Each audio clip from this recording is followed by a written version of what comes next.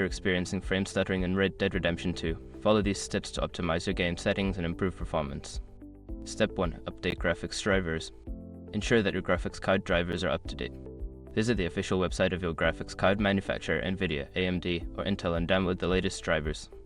Installing the latest drivers can significantly enhance game performance. Step 2. Adjust in-game settings. Launch Red Dead Redemption 2 and navigate to the settings menu. Lower the graphic settings such as texture quality, shadow quality, and anti-aliasing. Reducing these settings can help alleviate stuttering by decreasing the load on your system. Step 3. Disable VSync and frame rate limit.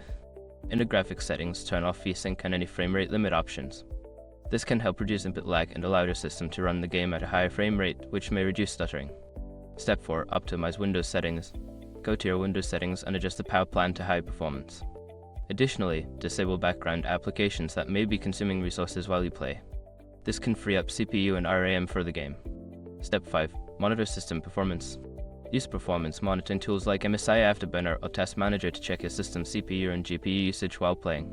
If either is consistently maxed out, consider upgrading your hardware or further reducing in-game settings to improve performance.